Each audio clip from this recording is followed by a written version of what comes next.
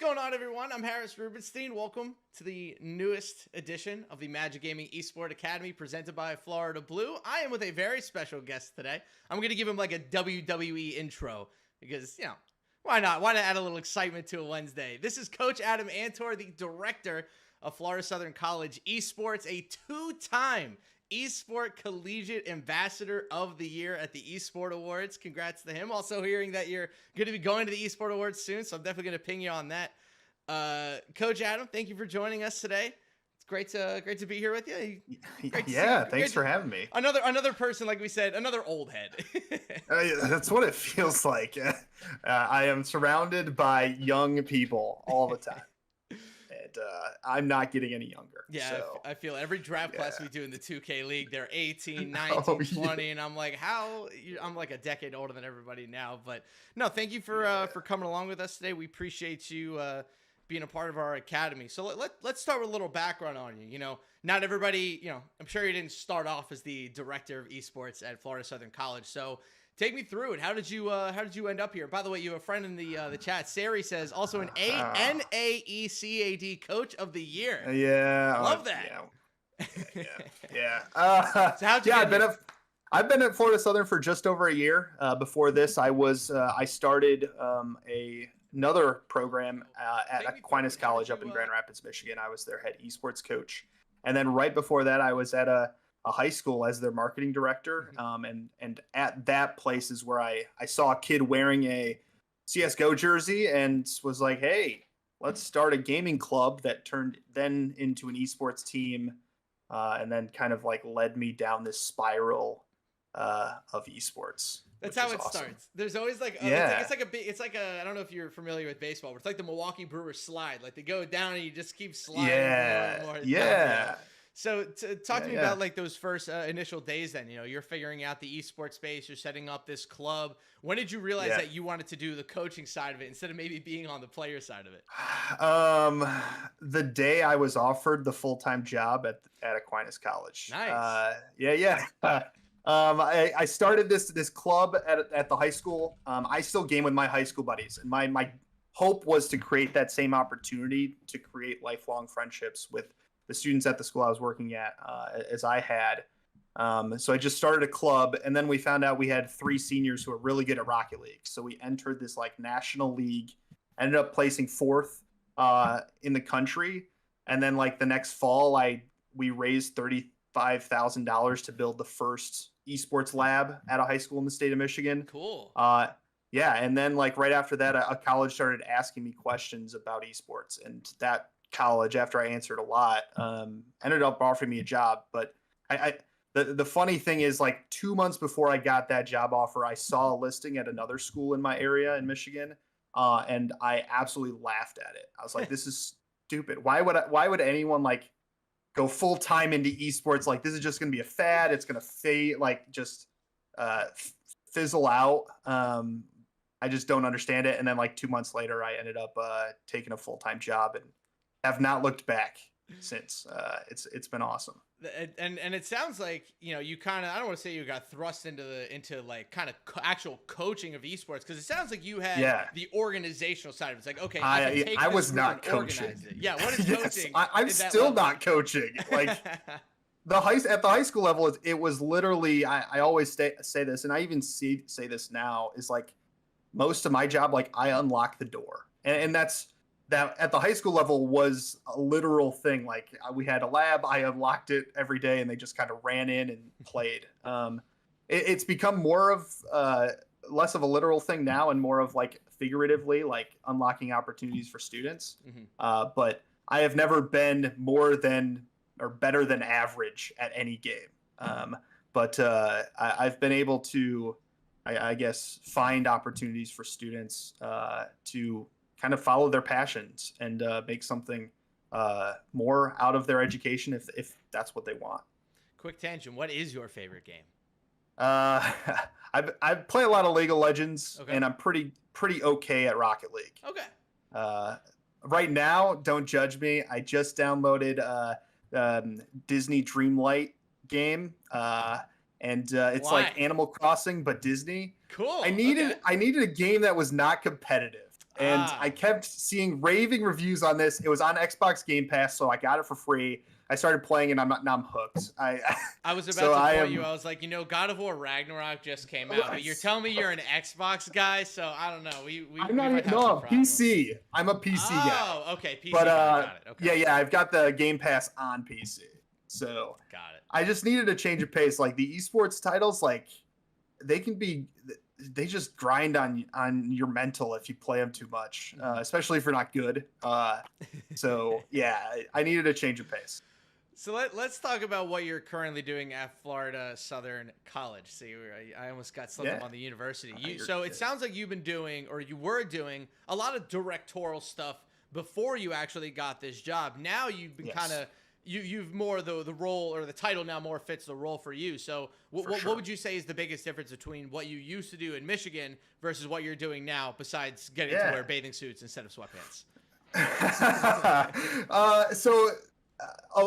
The difference between kind of where, or I guess there's big differences between schools right now of where esports is housed and how it's viewed by the school.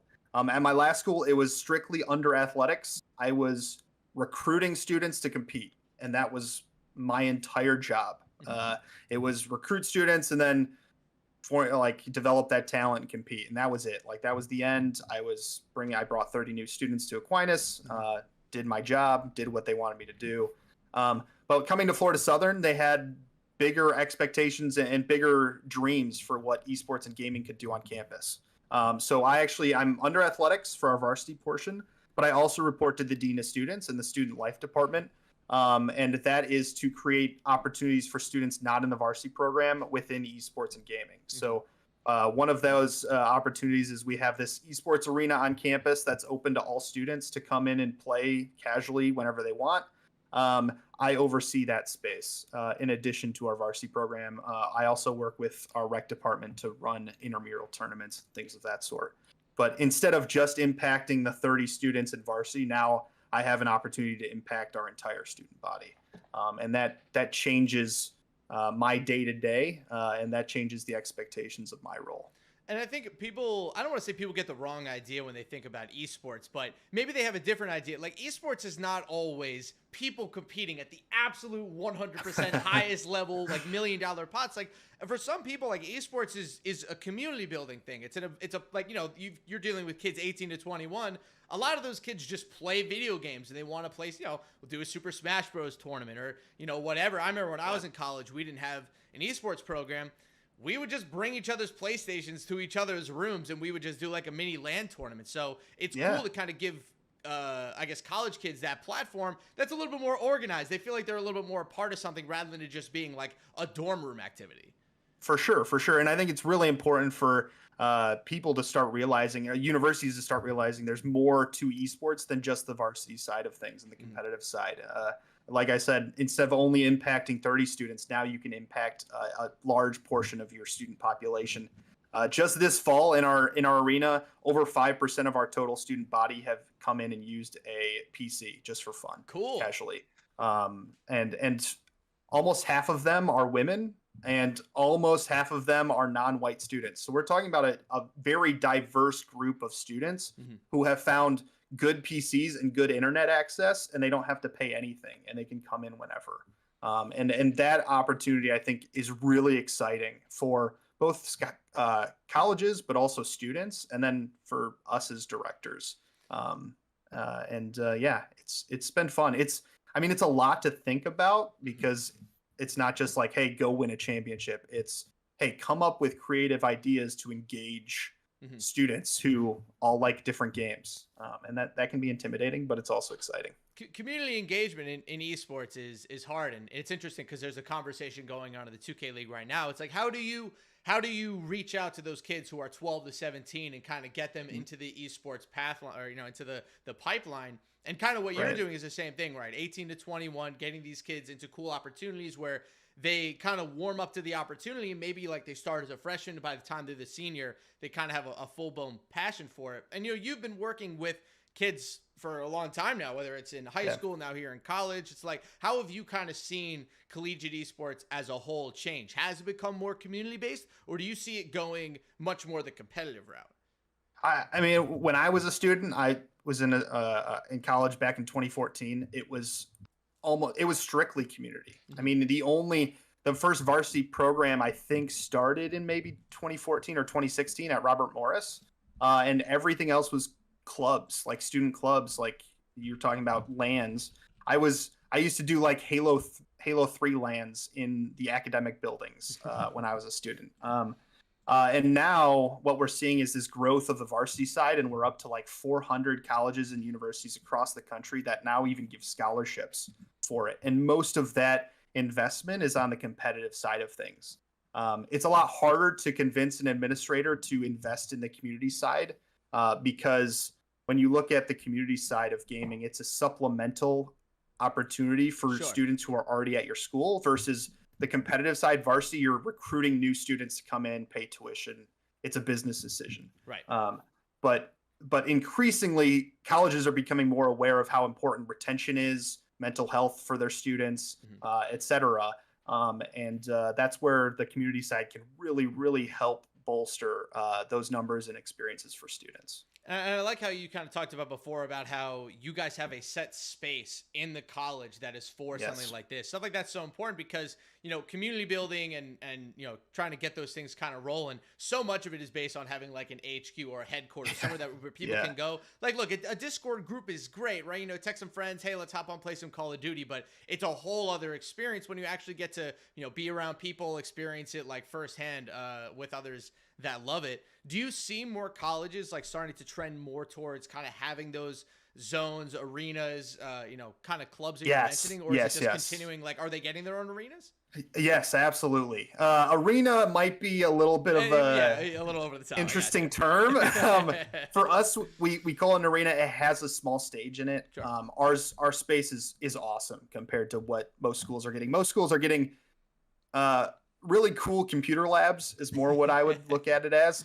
Some of them are getting kind of like computer labs, but with some like space to intermingle, study, etc., which is really exciting. But a lot of schools are getting these spaces. Even USF in Tampa has built a space. UCF is talking about it. I don't know if they've fully built it yet. But you're seeing even these big D1 schools who aren't investing in the varsity side, but are investing in some of the community side, are starting to build spaces. And that's been really awesome. And it makes clubs a lot easier to organize and keep excited because those clubs don't have to go through a different office.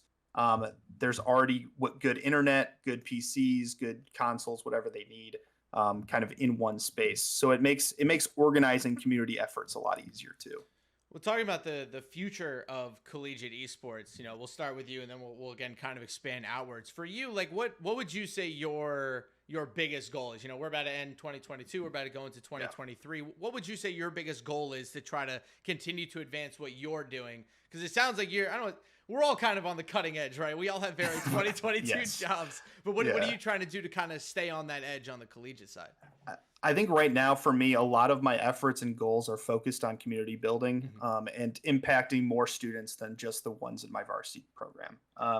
Because when I can come to an administrator and say, hey, I've brought 30 new students or whatever, how many students I have, I've made a great experience for them.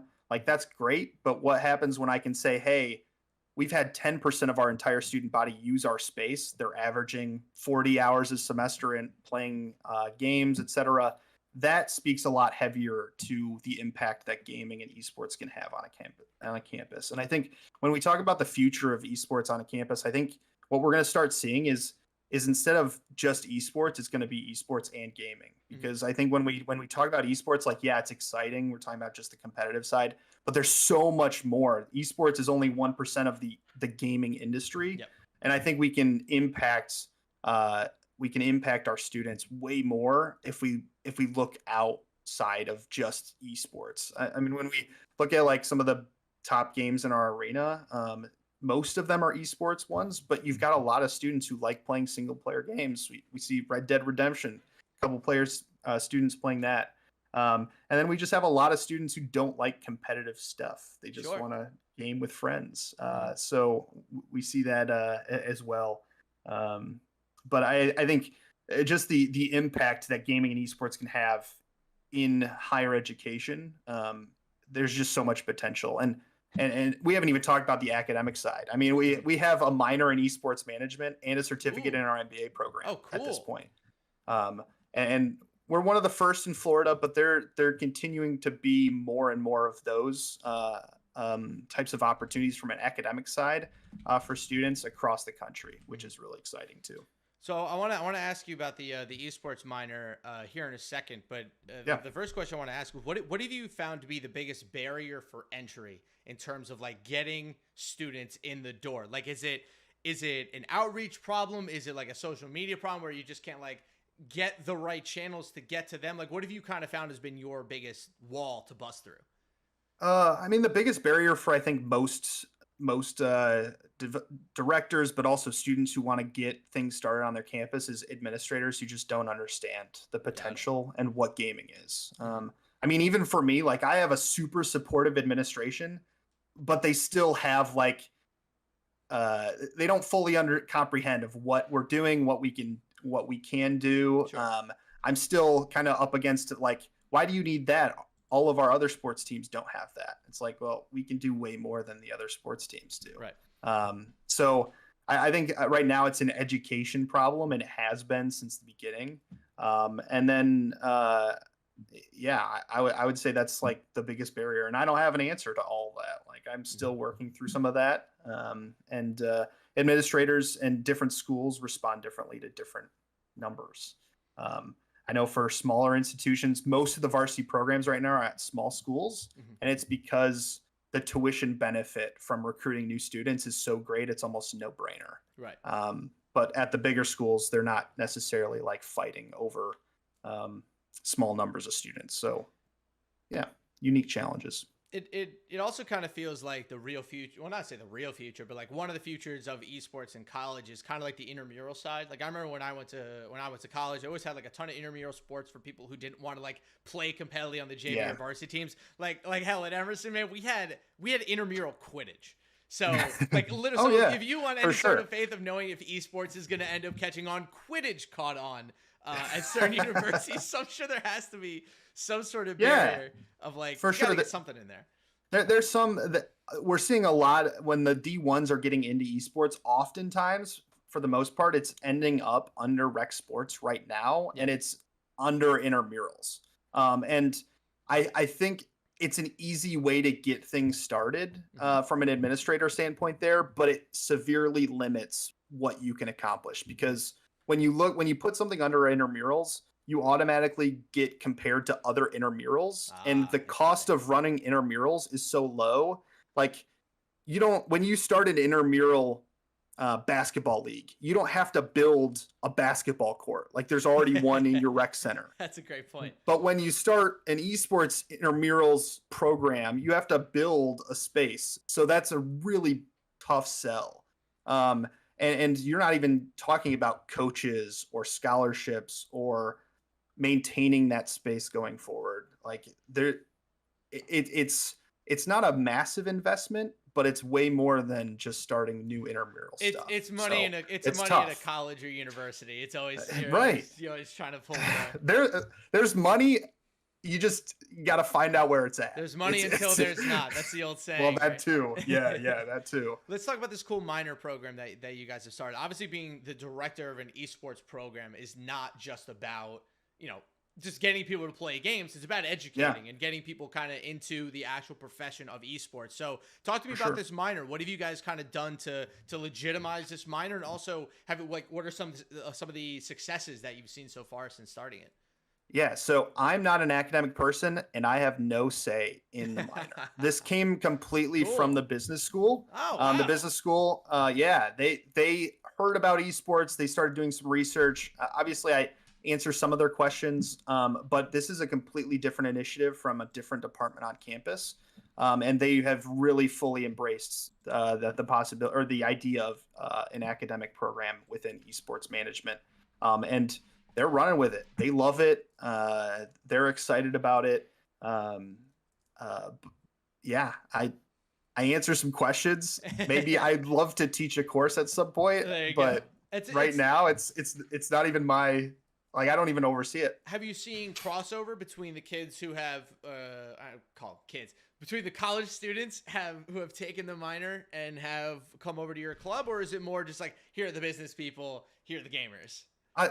The students we recruit in, none of them are esports management minors. Got it, A couple of them have picked up the intro class because they thought it would be an easy class for them and maybe they like it. Classic college. There's actually not a lot of crossover. Like the students who are in the minor, like they want to learn esports, the industry, and they want to do something else besides being a gamer. And that's exciting.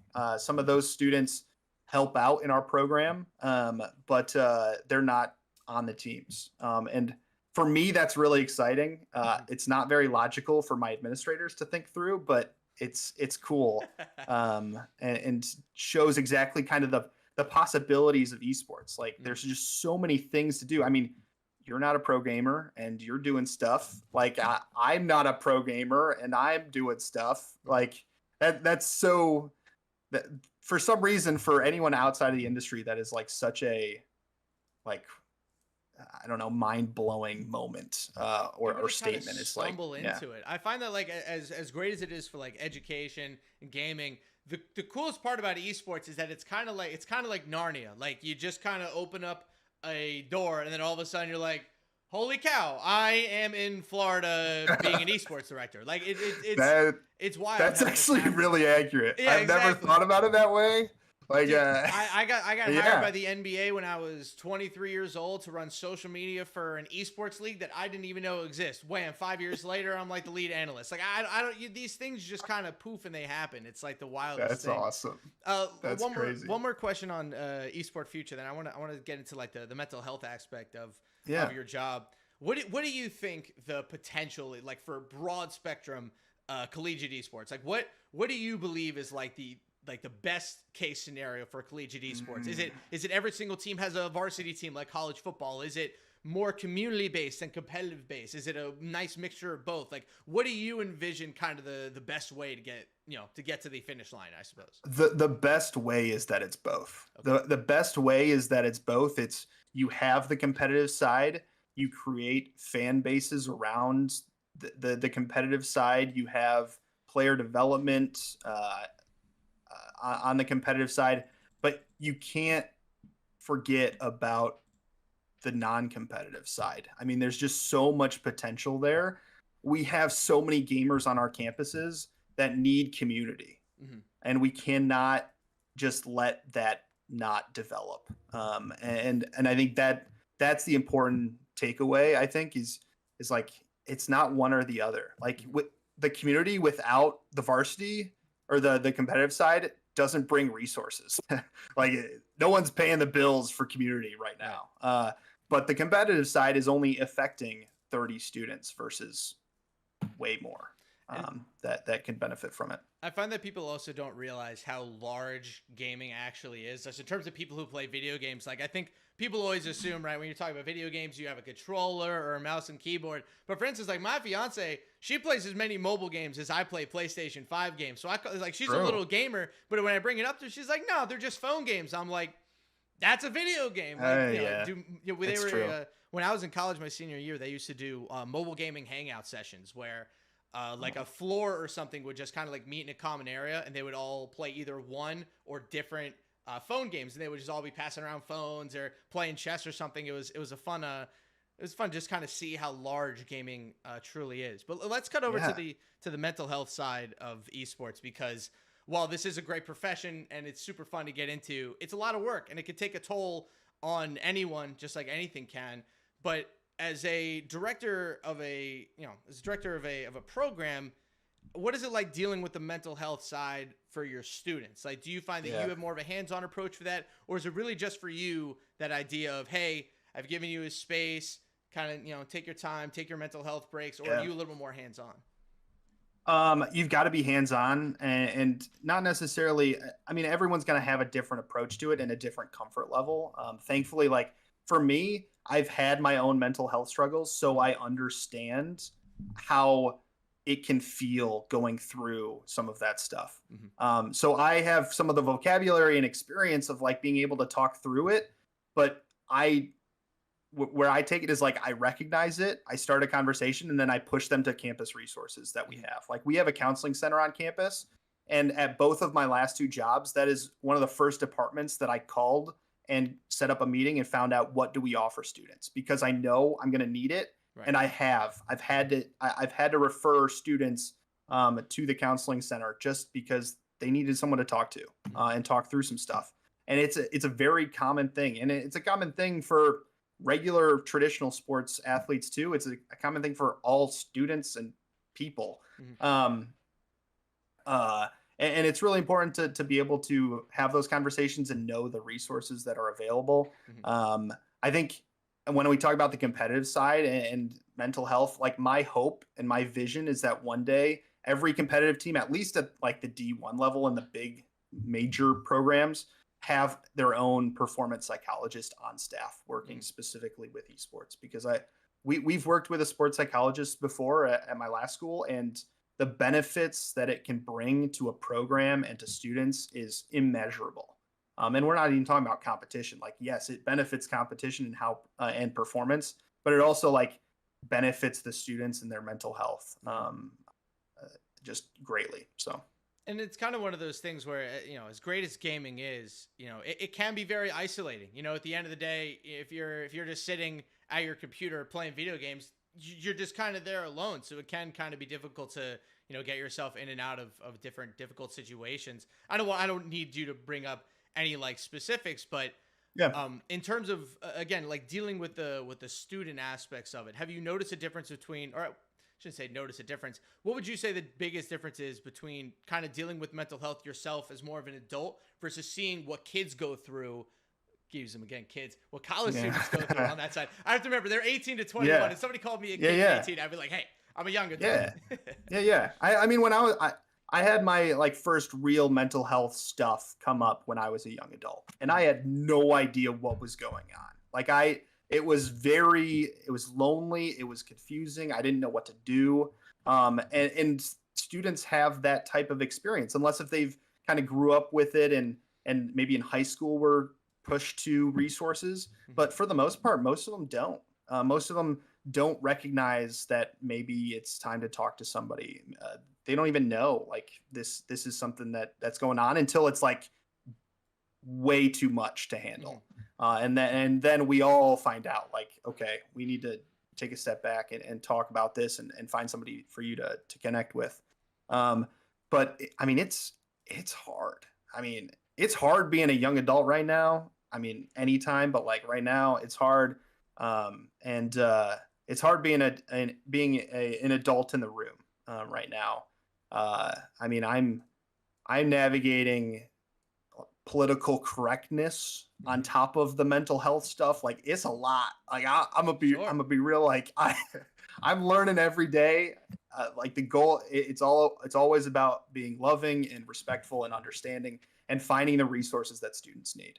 And that it's not easy. It's not easy. Well, like I mentioned at the top, right? We're kind of old heads, so there's always going to be a learning curve when it comes to learning, how to keep, adults and young adults kind of comfortable inside of their own circles. Because at the end of the day, community building is a lot. At the end of the day, is a lot about just making people feel comfortable in a specific space. So I'm sure for you, the amount of people that you must meet, especially on the gaming side, so many, just so many different, I guess, cut from so many different cloths, I should say. Yeah. I'm sure that you face quite many challenges, but does that ever wear on you? Like, having to manage so much, all these guys, all these girls, everybody in between. Like, how do you kind of manage yourself now at this age? Work in progress. Like all of us. Right? I mean, it's really important for coaches and directors and adults in any space to like be cognizant of where they are mentally and to kind of find the resources they need when they need them. I'm very keen to where my mental is from a day-to-day perspective, and I know what I should be doing to kind of better that. Whether that's take a walk, just stop playing video games for a couple days, like whatever it is, but that's been from my journey, like my journey and my experience. Like I've learned how I recognize some of those and deal with those, but it's not easy. I've seen a lot of coaches and directors over the last couple of years leave after a year or two on their job because it's just too emotionally draining and too mentally draining for them. And we've seen a lot of turnover because being a coach just in general it's a lot mentally, it's a lot emotionally, and it's a lot usually physically and all of it. Long hours, lots of nights, lots of weekends, a lot of carrying the emotions of your students and computers. Yeah. If I have to build another chair, putting gaming chairs together is terrible.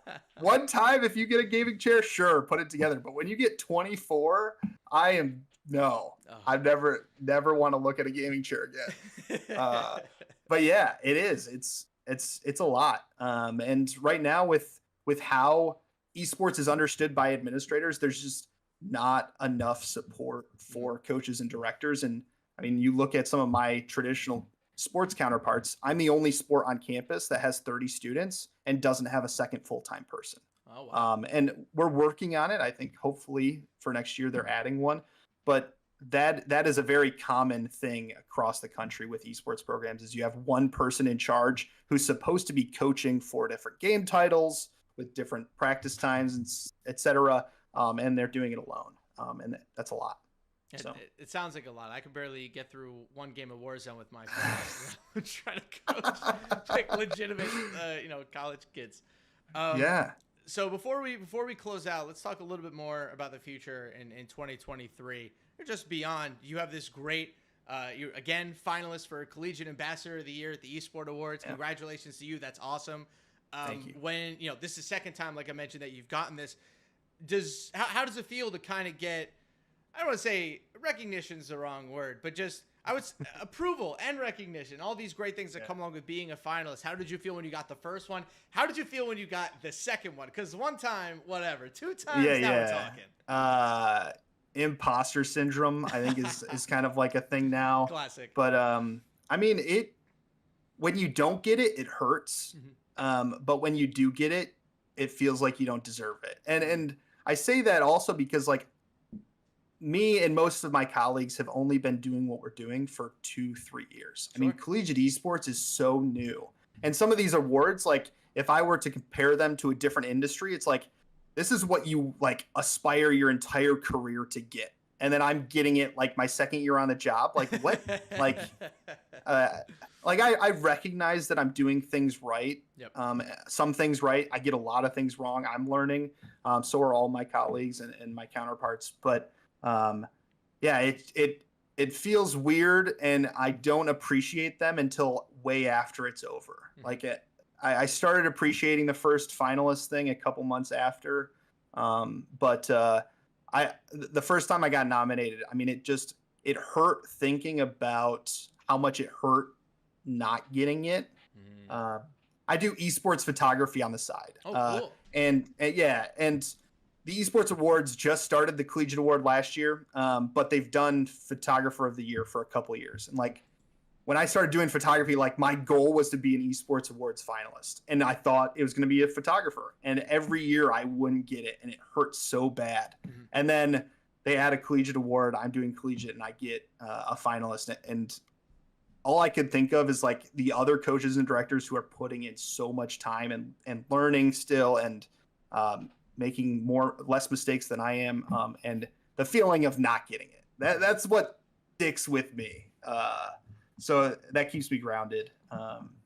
But I mean, it's cool. I love being recognized. I mean, I'm not gonna lie. Like I like it. It's cool. Like it's fun. I want to be a finalist for an esports award. Hey, one day, like maybe. It's out there. I mean, join a category that's small, like collegiate. Yes, the small category of esports caster of the year. Yeah, no, definitely. Yeah, tiny, exactly. No competition. You're going to be going. There. Exactly. It's not like 50 other esports. Nah, you're fine. Yeah, you got. I mean, well, yeah. You look at like the caster of the year or streamer of the year award. Like all those people average like 3K viewers at least on Twitch. And you're like, can't make that. But I just got denied for Twitch partners collegiate. today, so that should tell you how close I am. Oh, I'm sorry. Almost there. No, it's fine. It's all about the grind. I like what you said though about how For sure. you started. You got into this thinking, okay, I want the award for esports photography. Yeah. And my saying when it comes to esports is that you should always expect the unexpected. So how unexpected for you True. to not get the photography with something completely different? It's very unexpected. Collegiate ambassadorship.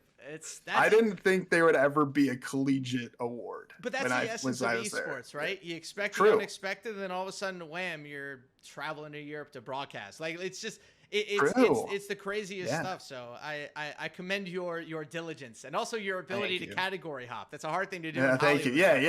I guess in esports, they let anybody in. Yeah, they let anybody in. Last thing here before we close out. Anything you want to plug? Anything cool that you have up and coming that you want the people to know about before we go? Oh gosh, Any no, socials? I'm heading to the esports awards next weekend. Everybody should tune in and watch. It's a cool night, really fun. My Twitter is where I'm most active, and it's at Coach Antor. Yeah, I mean, I don't even have my spring schedule yet, so I don't know what to plug, but Florida Southern College, we're doing stuff, and we're always looking for new ideas. So if you've got something to want to collaborate on, let me know. Well, dude, hey, remember, it's Florida Southern College, not Florida Southern University. College. It's fine. Yeah, it true. All right, everyone. Thank you for joining us here on this Magic Gaming Esports Academy presented by Florida Blue. Coach, thank you for coming along with us and answering some great questions. You did a wonderful job. I see why you're getting, maybe we'll see you give another great speech on the award in a couple of weeks. So I better write it. Yeah. We wish you the best of luck. Everybody, thank you for joining us. Obviously, you can catch this interview here on the Magic Gaming YouTube channel, and we'll see you guys for our next seminar in a couple of weeks. But for now, we'll see you guys. Have a safe couple of weeks, and we'll see you on the other side of Christmas. Peace.